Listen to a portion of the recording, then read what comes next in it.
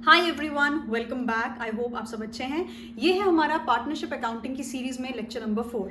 अभी तक हम लोग बात कर चुके हैं कुछ इंपॉर्टेंट कंपोनेंट्स के बारे में, जैसे P&L एप्रोप्रिएशन अकाउंट कैसे बनता है, पार्टनर्स के करंट अकाउंट और कैपिटल अकाउंट कैसे बनते हैं, इंटरेस्ट ऑन कैपिटल कैसे कैलकुलेट होता है, और जैसा कि मैंने लास्ट वीडियो में कहा था कि आज की वीडियो में हम बात करेंगे इंटरेस्ट ऑन ड्रॉइंग्स के बारे में। So without any delay let's get started. Interest on drawings को हम क्लासीफाई कर देते हैं कैलकुलेशन पर्सपेक्टिव से दो में। पहला, इसे मैं नेम कर रही हूँ ए और दूसरे वाले को नेम कर रही हूँ मैं बी। पहला वो होता है जिसमें मेरी जो अमाउंट ऑफ ड्राइंग्स होती है, मतलब पार्टनर ने जो अमाउंट ड्रॉ किया होता है बिजनेस में से, वो इरेगुलर होता है, और टाइम पीरियड जिसमें उन्होंने वो विड्रॉल्स किए होते हैं, ड्राइंग्स की होती है, वो भी क्या होता है, इरेगुलर होता है। मतलब आप कोई पर्टिकुलर पैटर्न नहीं ड्रॉ कर सकते कि हाँ भाई एक पार्टनर ने हर महीने 10,000 रुपए ड्रॉ किए हैं बिजनेस में से, तो ऐसे हम बोलते हैं, इसे हम रखते हैं अंडर द कैटेगरी ए। उसके बाद कैटेगरी बी में आ जाता है अगर ये जो ड्राइंग्स हैं ये रेगुलर बेसिस पर हुई हैं और जो अमाउंट है वो भी कंसिस्टेंट है, अमाउंट भी कंसिस्टेंट है, तो हम इसे रखते हैं कैटेगरी बी में। अब जो मैंने आपको एग्जांपल दिया था कि हर महीने एक पार्टनर जो है वो 10,000 रुपए ड्रॉ कर रहा है बिजनेस में से, तो ये क्या है, ये एक रेगुलर तरीके से वो क्या कर रहा है, ड्रॉइंग्स कर रहा है, और अमाउंट भी क्या है, कंसिस्टेंट है, दैट इज ₹10,000। तो पहले हम बात कर लेते हैं कैटेगरी ए की और उसके बाद हम आएंगे कैटेगरी बी पर।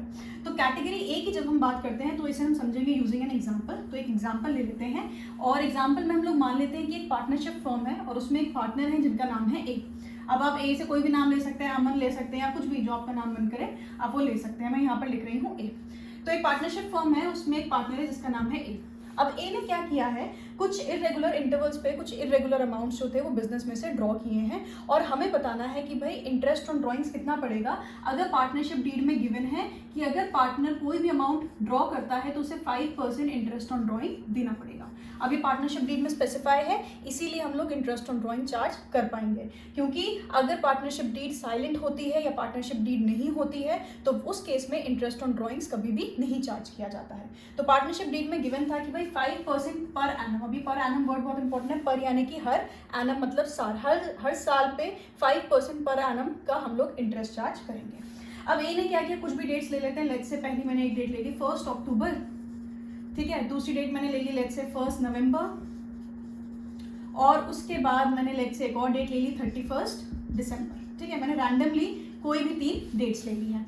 अब देखो इनमें कोई भी पैटर्न नहीं है, ऐसा तो नहीं है हर 3 महीने में या हर 1 महीने में। और लेट्स से जो मेरा फाइनेंशियल ईयर है वो है 1 अप्रैल 2022 से लेकर मार्च 2023 तक। तो ये है 1 अक्टूबर 2022, 1 नवंबर 2022 एंड 31 दिसंबर 2022, ठीक है। 1 अक्टूबर को चलिए अमाउंट ले लेते हैं कि यहाँ पे उसने 10,000 रुपीज़ ड्रॉ किए हैं, यहाँ पर उन्होंने 30,000 ड्रॉ किए हैं, और यहाँ पर उन्होंने 10,000 रुपीज़ ड्रॉ किए हैं फिर से। अब अमाउंट भी जो है वो भी कंसिस्टेंट नहीं है, पहले 10,000 फिर 30,000 और फिर 10,000। अब हमें क्या कैलकुलेट करना है, हमें इंटरेस्ट ऑन ड्रॉइंग्स कैलकुलेट करना है। अब पार्टनर ने जब 1 अक्टूबर 2022 को कुछ अमाउंट ड्रॉ किया है तो मतलब उसे कितने महीने का हमें इंटरेस्ट देना पड़ेगा। अब देखो अक्टूबर पूरा, क्योंकि 1 अक्टूबर को ड्राइंग्स कर ली है तो पूरा अक्टूबर, नवंबर, दिसंबर, जनवरी, फरवरी एंड मार्च, राइट। कितने मंथ्स हो गए टोटल, 6 मंथ्स हो गए। अगर मैं 1 नवंबर की बात करूं तो कितने मंथ्स हो जाएंगे, नवंबर, दिसंबर, जनवरी, फरवरी, मार्च, ये हो जाएंगे टोटल 5 मंथ्स। तो ये हो जाएगा 6 मंथ्स, ये हो जाएंगे 5 मंथ्स। और अगर मैं दिसंबर की बात करूं तो यहाँ पर है 31 दिसंबर, मतलब लास्ट डे है दिसंबर का, तो मतलब क्या होगा, जनवरी, फरवरी, मार्च। So this will give us 3 months. अब हमें कैलकुलेट करना है भाई 10,000 पे 6 महीने के लिए, 30,000 पे 5 महीने के लिए और 10,000 पे 3 महीने के लिए। तो चलिए देख लेते हैं क्या होगा। 10,000 मल्टीप्लाइड बाय 6/12, क्योंकि मैं कितने महीने के लिए ड्रॉ कर रही हूँ, 6/12, 6 महीने के लिए ड्रॉ कर रही हूँ। टोटल कितने महीने होते हैं, 12 मंथ्स होता है, और 5% यहाँ पर आ जाएगा। उसके बाद यहाँ हो जाएगा 30,000 मल्टीप्लाइड बाय 5/12 इंटू 5/100, ये हो जाएगा 10,000 इंटू 3/12 इंटू 5/100, राइट। अब अगर हम इसकी कैलकुलेशंस करेंगे तो हमारे पास ये आ जाएगा, this will be your 250, this will be your 625 and this will be your 125, right. 25, 25, 50, 50 plus 50, this would come out to be 1,000 rupees. तो मतलब ए को कितना इंटरेस्ट ऑन ड्रॉइंग्स देना पड़ेगा, 1000 रुपीज़ का इंटरेस्ट ऑन ड्रॉइंग्स देना पड़ेगा। और ये हमने कैसे कैलकुलेट किया, ये आपके सामने इसका सोल्यूशन है। अब बेटा जो ये मेथड मैंने यूज़ किया है इसे हम बोलते हैं सिंपल मेथड, राइट।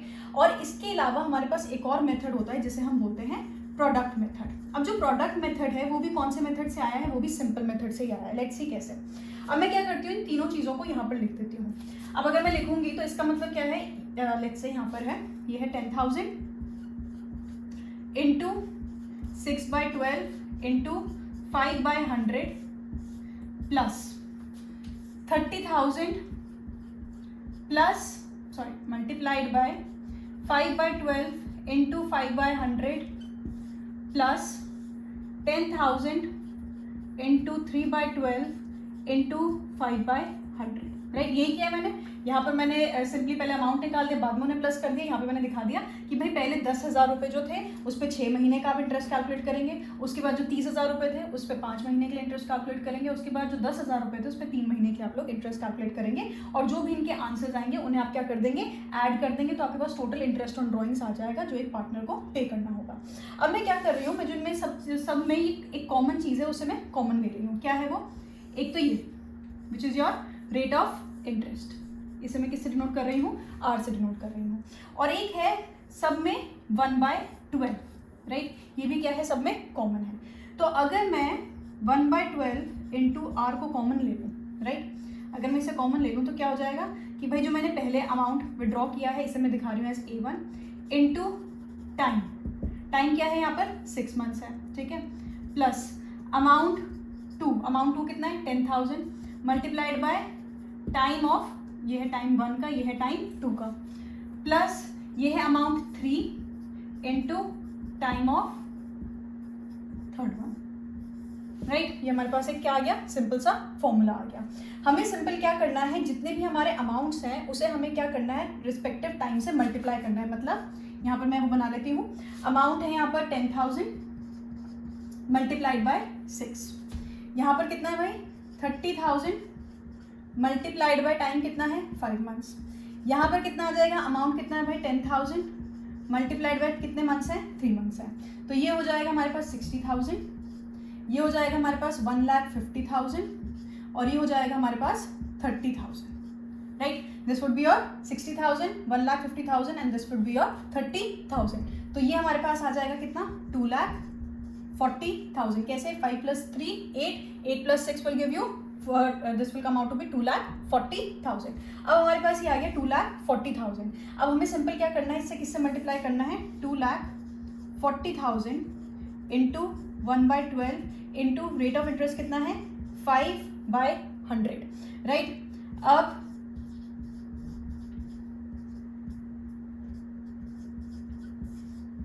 कितना आ गया हमारे पास अमाउंट, ₹1,000।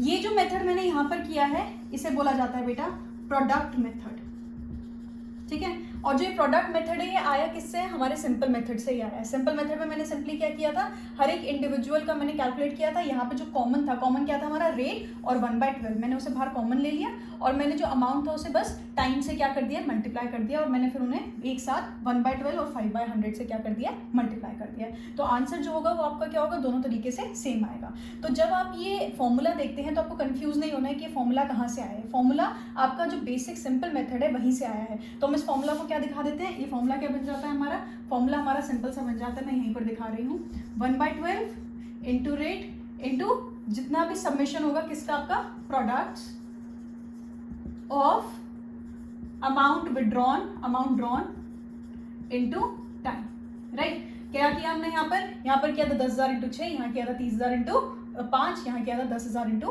Again 3, right. तो ये इस तरीके से हम लोग क्या करते हैं, इसका एक फॉर्मूला बना देते हैं। सो this is your simple method and this is your product method. ये दोनों मेथड इस्तेमाल हो सकते हैं, दोनों क्योंकि एक ही चीज़ है, इसमें हम ज़्यादा एलाबोरेट करके कर रहे हैं, इसमें हमने क्या किया, एक सिंपल सा फॉर्मूला दे दिया। तो ये है आपका फॉर्मूला, आप इसे आसानी से यूज़ कर सकते हैं और ये है इस फॉर्मूला की डेरिवेशन, राइट। तो ये है आपका सिंपल सा, अगर आपका जो पार्टनर है वो ड्रॉइंग्स करेगा इरेगुलर टाइम पीरियड पर और जो अमाउंट होगा वो भी कंसिस्टेंट नहीं होगा, तो हम इस तरीके से देखेंगे।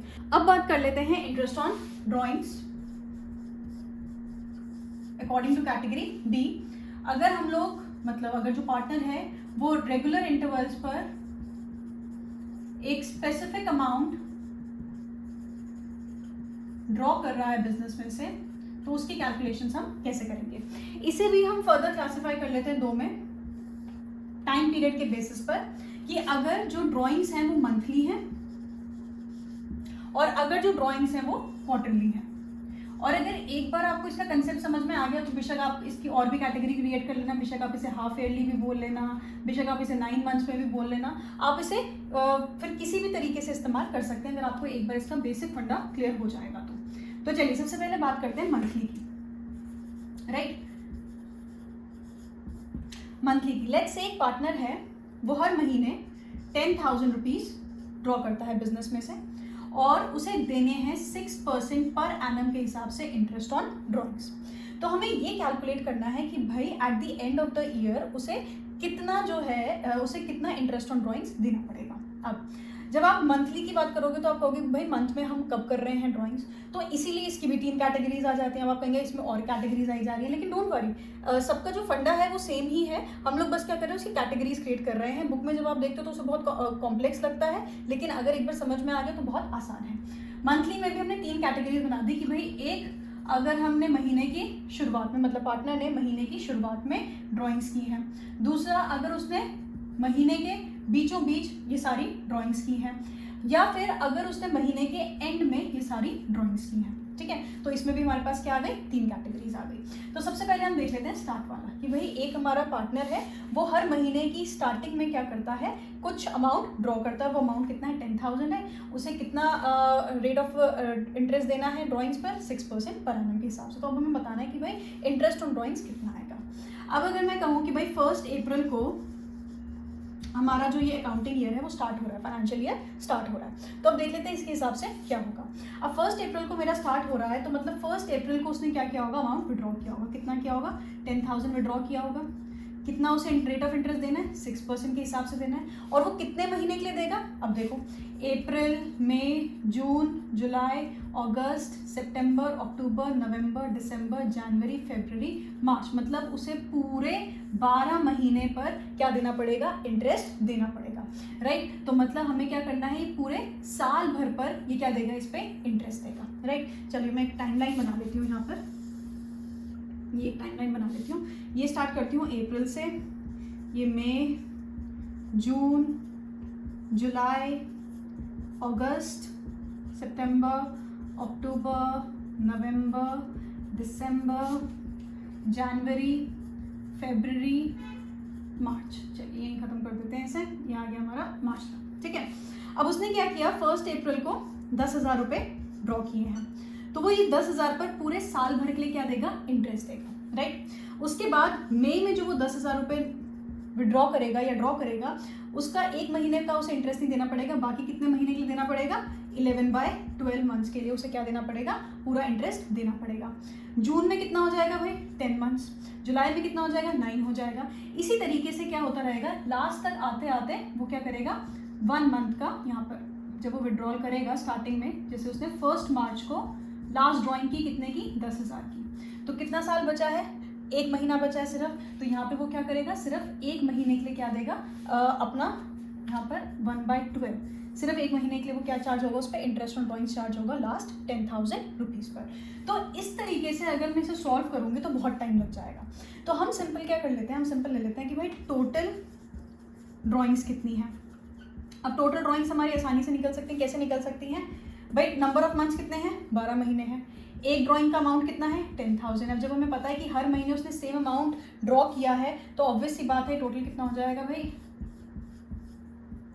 This is 1,20,000। तो मतलब उसने टोटल ड्राइंग्स कितनी की हैं, 1,20,000 की है।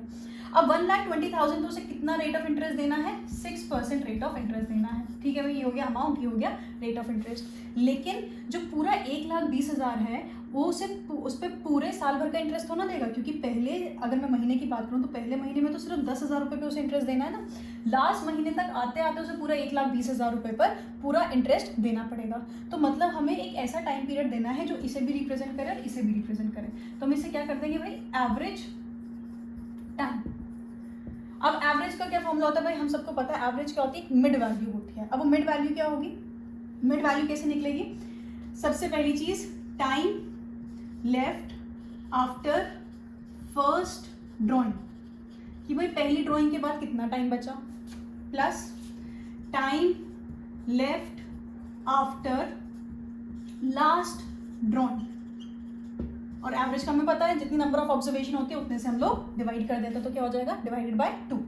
अब अगर मैं पहली ड्राइंग की बात करूं जो 1 अप्रैल को हुई है, उसके बाद कितने महीने बचे हैं, 12 महीने बचे, तो ये हो जाएगा 12। उसके बाद अगर मैं बात करूं time left after last drawing, जो लास्ट ड्राइंग थी वो हुई थी 1 मार्च को, उसके बाद कितना फाइनेंशियल ईयर बचा है, 1 महीने का, तो ये कितना आ जाएगा, 1 मंथ डिवाइडेड बाय 2, ये कितना आ गया, 13 divided by 2, which will be equal to 6.5 months. कितना आ गया, 6.5 मंथ्स। तो मतलब अगर एक पार्टनर जो है वो हर महीने की स्टार्टिंग में एक स्पेसिफिक अमाउंट ड्रॉ कर रहा है, तो उसका फॉर्मूला क्या हो जाएगा, टोटल अमाउंट जो उसने साल भर में ड्रॉ किया है multiplied by rate of interest multiplied by average time, यहाँ पे एवरेज टाइम कितना आ गया, 6.5। और जब आप इसे सॉल्व करेंगे तो आपके पास साल भर के लिए इंटरेस्ट ऑन ड्रॉइंग्स आ जाएगा, राइट, सिंपल, कुछ रॉकेट साइंस नहीं है इसमें, कुछ मुश्किल नहीं है। अब मैं क्या करूँगी, सेम टाइमलाइन यूज़ करते हुए, क्योंकि मैं बार बार नहीं बना रही हूँ टाइमलाइन, मैं क्या करूँगी, आपको मिड्स और एंड वाला भी समझाती हूँ। तो मैं फिलहाल के लिए यहाँ से ये हटा रही हूँ, चलिए इसे भी यहाँ से हटा देते हैं, ये वाला पोर्शन हटा देते हैं, क्योंकि अमाउंट अभी भी हम उतना ही ले रहे हैं, 1,20,000 ही आएगा, और रेट ऑफ इंटरेस्ट कितना है, 6 ही है। अब ले लेते हैं मिड्स वाला एग्जाम्पल। मिड्स वाला मतलब हर महीने क्या कर रहे हैं, ये मिड्स में क्या कर रहे हैं, अमाउंट को ड्रॉ कर रहे हैं। मतलब जैसे यहाँ पर ले लो 15 अप्रैल, अब मैं इस उसमें नहीं पढ़ूंगी कि 14 मिड डेट है, 15 है या फिर 16 है, मैं हर महीने की 15 को क्या मान ले रही हूँ, मिड डेट मान ले रही हूँ। अब 15 अप्रैल को क्या हुआ, फर्स्ट ड्राइंग हुई, राइट, और उसी तरीके से 31 मार्च को आपकी लास्ट ड्राइंग हुई, ठीक है, यही मतलब है 15 अप्रैल को पहली ड्राइंग हुई और 31 मार्च को ये 2022 और ये 2023।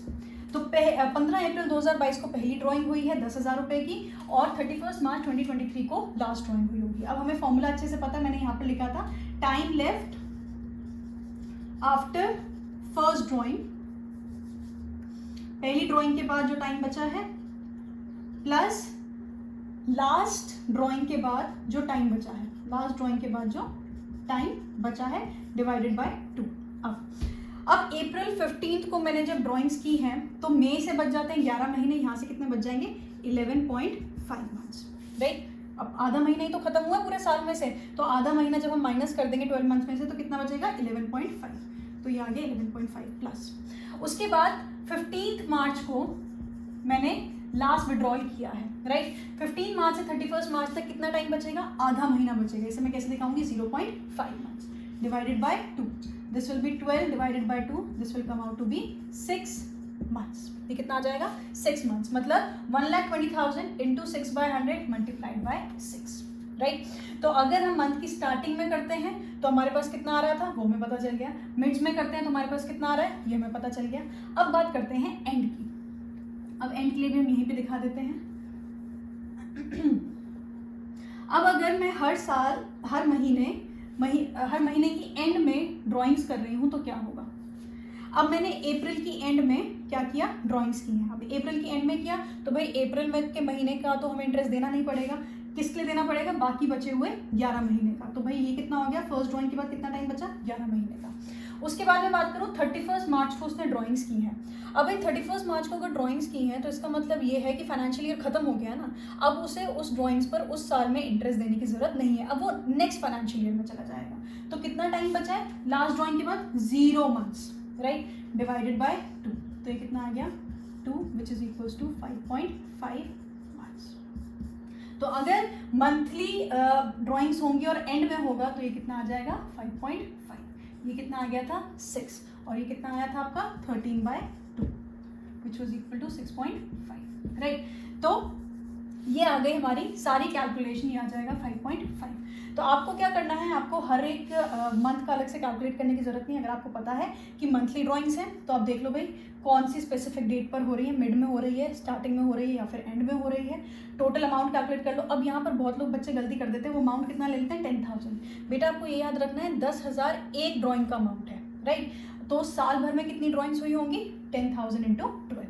और अगर क्वेश्चन में आपको गिवन है कि भाई जो टोटल ड्राइंग्स हैं वो हैं 10 लाख रुपीज़ की, राइट, टोटल ड्राइंग्स जो है वो है 10 लाख रुपीज़ के। यहाँ पे क्या याद रखना है हमें कि हमें क्या और दिया गया है कि इक्वल इंटरवल्स में की गई है, तो मतलब जो ये वाला अमाउंट होगा वो डायरेक्टली आप कितना लिख दोगे, 10 लाख लिख दोगे, उसमें आपको कैलकुलेशन करने की ज़रूरत नहीं है।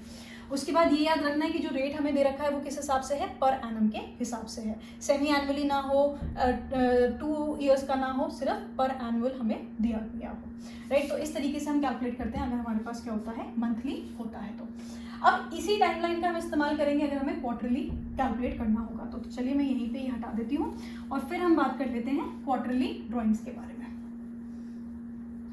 चलिए अब हम बात कर रहे हैं क्वार्टर के बारे में। अब क्वार्टर्स, अब हमें पता है कि हमारे पास कितने क्वार्टर्स होते हैं भाई एक साल में, हमारे पास होते हैं, सबसे पहला होता है जनवरी, फरवरी, मार्च, राइट। फिर हमारे पास होता है अप्रैल, मई एंड जून। फिर हमारे पास होता है जुलाई, अगस्त, सितंबर। उसके बाद हमारे पास होता है अक्टूबर, नवंबर, दिसंबर। ये तो हो गया अगर हम नॉर्मल कैलेंडर ईयर के हिसाब से ले रहे हैं। अगर हम लेंगे अकाउंटिंग ईयर के हिसाब से तो क्या हो जाएगा भाई, इसलिए मैंने दोनों यहाँ पे स्पेसिफाई किए हैं। हमारा अकाउंटिंग ईयर कब से स्टार्ट होता है, अप्रैल से स्टार्ट होता है। तो क्या हो जाएगा, अप्रैल, मई, जून, जुलाई, अगस्त, सितंबर, अक्टूबर, नवंबर, दिसंबर, जनवरी, फरवरी एंड मार्च, राइट। तो हमें दोनों तरीके से पता चल गया कि भाई हमारे क्वार्टर्स क्या होते हैं। तो हमारे पास एक साल में 4 क्वार्टर्स होते हैं, first quarter, second, third, fourth. अब हमें क्वेश्चन में गिवन है कि भाई एक जो हमारा पार्टनर है वो हर क्वार्टर में 10,000 रुपये ड्रॉ करता है। अब हर क्वार्टर में करता है मतलब वो टोटल साल भर में कितनी बार करता होगा, 10,000 इंटू 4, क्योंकि कितने क्वार्टर्स होते हैं एक साल में, 4 क्वार्टर्स होते हैं। तो मतलब टोटल अमाउंट कितना हो जाएगा ड्राइंग्स का, ये हो जाएगा 40,000। अब हमें गिवन है कि भाई रेट ऑफ इंटरेस्ट कितना है, 6% पर एनम। अब हमें कैलकुलेट करना है इंटरेस्ट ऑन ड्राइंग्स। अब इसमें भी 3 केसेस बनेंगे, अगर क्वार्टर की स्टार्टिंग में किया है, अगर क्वार्टर के मिड्स में किया है, या फिर क्वार्टर के एंड में किया है, ठीक है भाई। चलिए ये भी देख लेते हैं टाइमलाइन पर किस तरीके से दिखेगा। अब हमने कहा कि हर एक क्वार्टर की स्टार्टिंग में उसने क्या किया है, 10,000 रुपये विड्रॉ किए हैं। तो मतलब सबसे पहली ड्राइंग कब हुई होगी, 1 अप्रैल को, ठीक है। और जो लास्ट ड्राइंग है वो कब हुई होगी, अब लास्ट क्वार्टर का पहला दिन कौन सा होगा, जनवरी को, यानी कि लास्ट ड्राइंग हुई होगी यहाँ पर, ठीक है। ये हो गया यहाँ पे फर्स्ट ड्राइंग, यहाँ पर लास्ट ड्राइंग, यहाँ पे हुई होगी आपकी सेकेंड ड्राइंग, और यहाँ पर हुई होगी आपकी थर्ड ड्राइंग, राइट। मैंने ये लिखा दिया। अब हमें फॉर्मूला अच्छे से पता है, टाइम लेफ्ट, मैं बार बार लिखवा रही हूँ ताकि आपको याद हो जाए, after first drawing plus time left after last drawing divided by 2, right. अब 1 अप्रैल को अगर उसने पहली ड्राइंग की थी तो कितना टाइम बचा होगा इसके बाद भाई, 12 महीने बचे होंगे। प्लस जो लास्ट ड्राइंग है वो हमारी हुई होगी जनवरी में, तो पूरा जनवरी का महीना, पूरा फरवरी का महीना, पूरा मार्च का महीना, तो ये हो गए 3 months divided by 2। So this will be 15 divided by 2 which will come out to be 7.5 months, right. अब अगर मैं इसे फॉर्मूला में डालूँ तो क्या आ जाएगा, 40,000, क्योंकि टोटल ड्राइंग्स कितने की हुई हैं, 40,000 की हुई हैं, क्योंकि 10,000 रुपये ड्रॉ किए गए हैं हर एक क्वार्टर में। 4 क्वार्टर्स होते तो हो जाएगा 40,000 मल्टीप्लाइड बाय 6/100, क्योंकि ये है rate of interest, multiplied by 7.5 months, तो ये आ जाएगा हमारा आंसर। अब बात करते हैं अगर मिड में किया है तो। चलिए भाई मिड की बात कर लेते हैं। अब अगर हम कह रहे हैं कि भाई हर मिड्स में किया है तो मतलब इसकी मिड्स में यहाँ पर और यहाँ पर, राइट। मतलब अप्रैल का महीना पूरा खत्म हो गया, राइट। मई का आधा महीना खत्म हो गया, उसके बाद क्या की गई है, फर्स्ट ड्राइंग्स की गई हैं, राइट। फर्स्ट ड्राइंग्स कब की गई हैं, जब अप्रैल का पूरा महीना खत्म हो गया और मई का आधा महीना खत्म हो गया, मतलब 1.5 महीना खत्म हो चुका है। हमारे कितने महीनों में से, 12 महीनों में से हमारा 1.5 महीना खत्म हो चुका है। तो कितना बचेगा हमारे पास, जाहिर सी बात है, this will be 0.5 minus 0.5 will be 0.5, this will come out to be 10.5, right. यानी कि जो यहाँ पर होगा time left after first drawing कितना होगा, 10.5 मंथ्स, राइट। कितना आ जाएगा ये, 10.5 months plus time after last drawings. अब कितने महीने बचेंगे लास्ट ड्राइंग के बाद? हमने यहाँ पर किया तो कितना महीना बचेगा भाई? 1.5 महीना बच जाएगा। So this will be 1.5 divided by 2, this will give you 12 divided by 2 which is equals to 6 months. तो ये कितना आ जाएगा? 6 मंथ्स। फॉर्मूला में क्या लिखेंगे हम लोग? 40,000 मल्टीप्लाइड बाय 6/100 इंटू 6/12। ये हो जाएगा आपका इंटरेस्ट ऑन ड्राइंग्स का फॉर्मूला, अगर आपने हर क्वार्टर के मिड्स में किया है तो। उसके बाद बात कर लेते हैं अगर एंड ऑफ एवरी क्वार्टर में हम लोगों ने ड्राइंग्स की हैं तो। चलिए ये भी देख लेते हैं। अब आई एम श्योर कि आपको पैटर्न समझ में आ गया, तो चीज़ें जल्दी जल्दी समझ में आ रही होंगी। अब हमने क्या किया, यानी कि इसकी एंड में हमने क्या किया होगा? अपना अमाउंट ड्रॉ किया होगा। तो कितने महीने बचेंगे? 3 + 3 + 3 which will be equal to 9 months, right. 9 months ही तो बचेंगे। एक क्वार्टर हमने पूरा जो था वो बिता दिया, और उसके बाद हमने लास्ट डे ऑफ जून में मैंने क्या किया है? अमाउंट ड्रॉ किया है। तो आगे आने वाले 9 महीनों के लिए क्या होगा? मुझे 9 months are left after my first drawing, plus March की लास्ट डेट पे अगर मैं ड्राइंग करूंगी तो उसके बाद तो कुछ टाइम पीरियड बचेगा ही नहीं, तो ये कितना हो जाएगा? 0 divided by 2। So this is 9/2 which will be equal to 4.5 months. तो ये कितना हो जाएगा? 40,000 इंटू 6/100 इंटू 4.5 मंथ्स, राइट।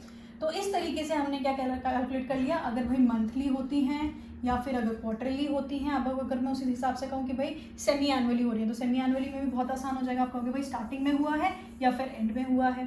अगर स्टार्टिंग में हुआ है तो क्या हो जाएगा? पूरे 12 मंथ्स बचेंगे।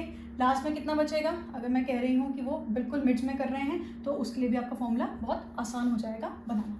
अब ये पूरा जो हमारा कंसेप्ट है ये है इंटरेस्ट ऑन ड्राइंग्स का। अब जब हम इसे बुक में पढ़ते हैं तो हमें बहुत इलाबोरेटेड लगता है, हमें लगता है भाई हमारे पास एक सिंपल मेथड है, हमारे पास एक प्रोडक्ट मेथड है। उसके बाद अगर मंथली होगा तो उसका अलग है, मंथली के अंडर भी अगर स्टार्टिंग में है, मिड में है, एंड में है तो उसका फॉर्मूला अलग है, और अगर क्वार्टरली है तो उसमें भी मिड, एंड और जो आपका स्टार्टिंग है उसका क्या है? फॉर्मूला अलग है। लेकिन ऐसा नहीं है, हमारा जो बेसिक चीज़ है वो सेम है कि रेट ऑफ इंटरेस्ट क्या होना चाहिए? पर एनम के हिसाब से होना चाहिए, और जो टाइम है हम उसे एडजस्ट कर लेंगे उस हिसाब से कि वो ड्राइंग्स का अमाउंट कितने फाइनेंशियल ईयर के लिए इस्तेमाल हुआ है, राइट। तो अब आपको आपकी स्क्रीन पे शो होगा, मैंने पूरा एक चार्ट बना कर दिया है ताकि आप आसानी से उसे एज अ फॉर्मूला याद कर सकें। लेकिन अगर कभी कभी एग्जाम में आपको कन्फ्यूजन होती है कि भाई कितना टाइम पीरियड था, कितने मंथ्स था, तो मैं आपको सजेस्ट करूँगी आप हमेशा क्या करिए? बेसिक कंसेप्ट से चलिए, आप अपने आप मंथ्स कैलकुलेट कर लीजिए ताकि आपकी कोई भी गलती ना हो। अब ऐसा ना हो भाई 5.5 मंथ्स लेना था, आपने गलती से 6.5 ले लिया तो आपका पूरा आंसर जो है वो गलत हो जाएगा। तो अगर थोड़ा सा भी डाउट है, अगर याद नहीं है कि कितने मंथ्स लेने थे, तो आई वुड सजेस्ट आप कंसेप्ट के हिसाब से चलिए, उसी समय उसे कैलकुलेट कर लिए। It will just take 1 extra minute, right. So this was about interest on drawings. अब हम धीरे धीरे आने वाले हैं अपनी रिकॉन्स्टिट्यूशन ऑफ पार्टनरशिप फर्म की तरफ, जिसमें हम और भी बहुत सारी चीज़ें देखेंगे, राइट। तो अभी मैं सजेस्ट करूँगी कि जो ये 4 स्टार्टिंग की वीडियोज़ हैं इन्हें थॉरोली देखिए। इनमें आपको कोई भी प्रॉब्लम है तो बताइए मुझे, अपने क्वेश्चन जो हैं नीचे कॉमेंट सेक्शन में छोड़ दीजिए ताकि मैं आपकी हेल्प कर सकूँ, और अपने फ्रेंड्स के साथ इसे शेयर करिए ताकि I stay motivated to make more such videos. Thank you so much, until next time.